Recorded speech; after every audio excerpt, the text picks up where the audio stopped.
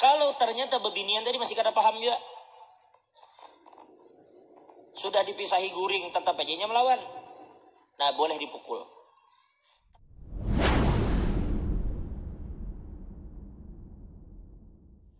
Ujar Sayyidah Aisyah, Rasulullah itu tidak pernah menggunakan tangan beliau untuk memukul seseorang terkecuali dalam pertempuran fisabilillah. Apabila perang, baru Nabi akan mengayunkan tangan untuk memukul.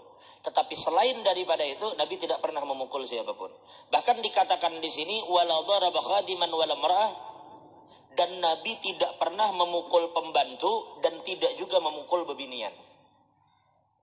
Apalagi binian. Nabi tidak pernah memukul bini. Apa hukumnya memukul bini?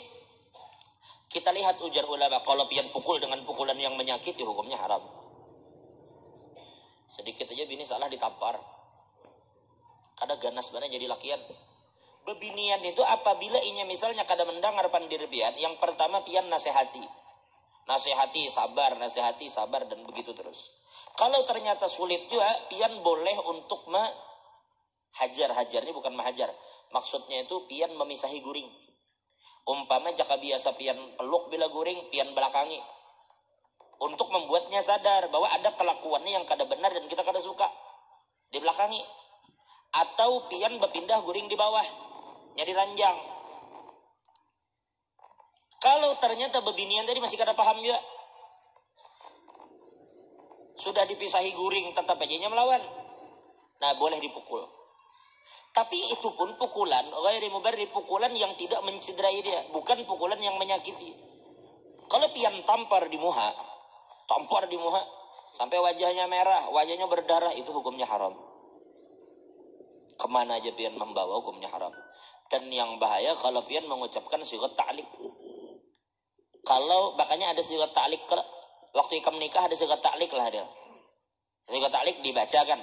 Untuk apa dibaca? Sigat ta'lik itu sebenarnya kada wajib dibaca. Cahyo kawin misalnya. Amin. Kawin, lalu ujar penghulu, Cahyo ikam baca ke sigat ta'liknya, ada kertas nang dibari penghulu tu nah. Baca ini jana. Ujar Cahyo, aku kada hendak membaca, kada kalau dipaksa. Tapi untuk apa dibaca? Untuk melindungi bebinian biasanya. Lalu Cahyo berucap di situ, apabila saya nih bernama Cahyo ini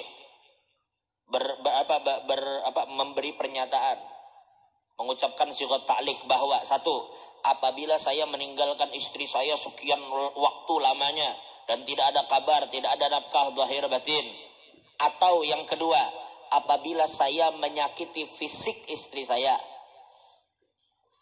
atau apapun buat perjanjian itu yang pian mau.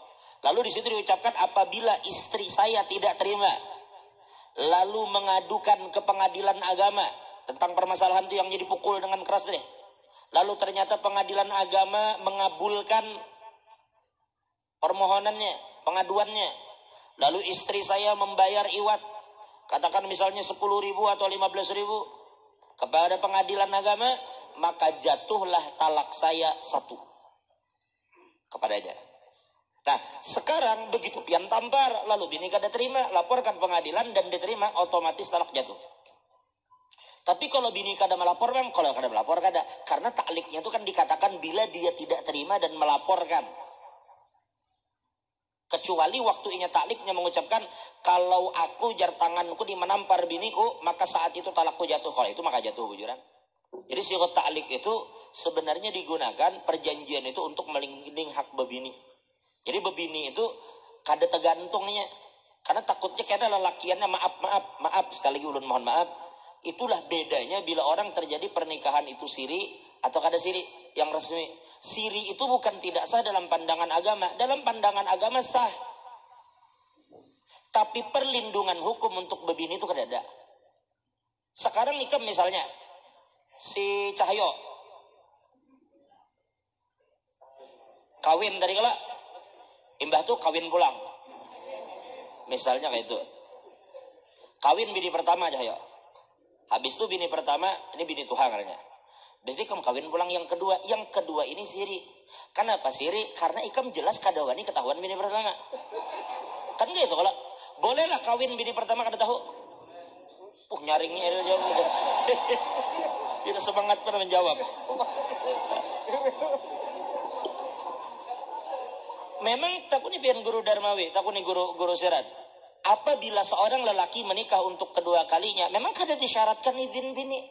Orang nang hendak kawin lagi tuh kada ada izin bini, dan memang Islam kada mensyaratkan itu. Karena kalau kawin kedua itu harus ada izin bini pertama, sampai kiamat kamu kada bakal kawin. Kada bakalnya mengizinkan. Nah, lalu ikam kawin. Kenapa ikam sembunyi-sembunyi? Karena ikam takutan. Lalu kawinlah ikam dengan bini kedua secara siri. Nah, ternyata berjalan waktu ketahuan bini tuha. Bila sudah ketahuan bini tuha, itu pokoknya pasti guncang sudah rumah. Guncang. Lebih kuat daripada hantaman tongkang ke mahakam. Pokoknya guncang rumah tangga. Nah, dalam kasus begini, biasanya bebinian itu manjam. Engkau pilih aku atau dia aja. Kayak itu biasanya ancamannya. Itu tuh lagu lawas sudah itu. Karena pasti sudah Cahyo milih yang lawas. Karena anak di situ, yang bini di situ. Pasti ujung-ujungnya, sudah jar. Kalau memang milih ulun, biar tinggalkan yang itu. Akhirnya yang itu kada tahan lagi. Tapi ditalak kada juga. Ditalak kada. Ditinggalkan gitu aja. Kan ngalih kalau statusnya.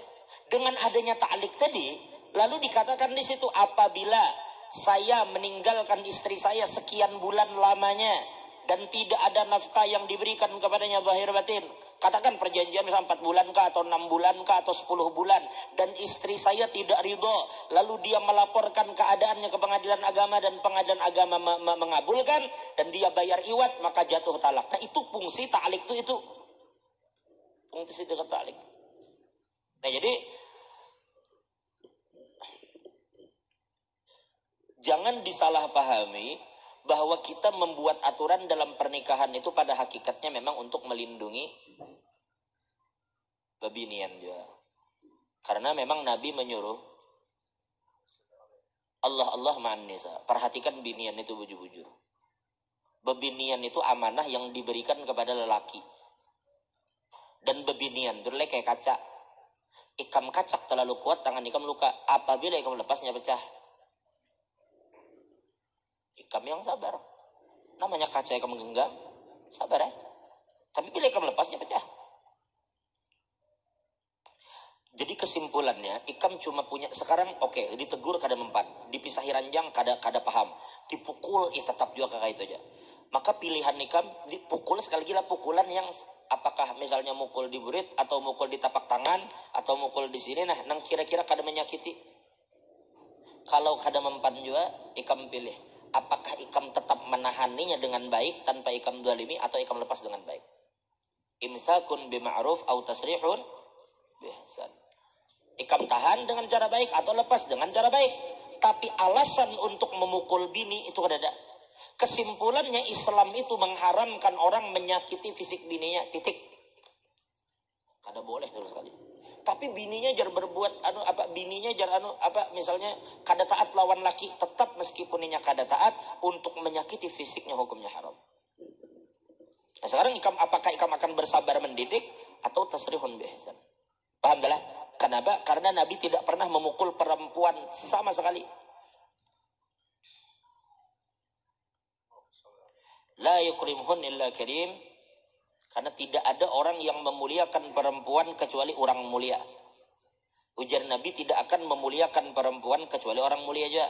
Dan tidak akan menyakiti perempuan illa laim. Laim itu maaf kalau bahasa kita lah orang yang bejat. Kalau bahasa kasarnya itu artinya brengsek kan. Karena tidak akan seseorang itu menyakiti bebinian kecualinya brengsek. Karena bebinian itu amanah yang Allah berikan untuk dijaga dengan baik, bukan untuk disakiti.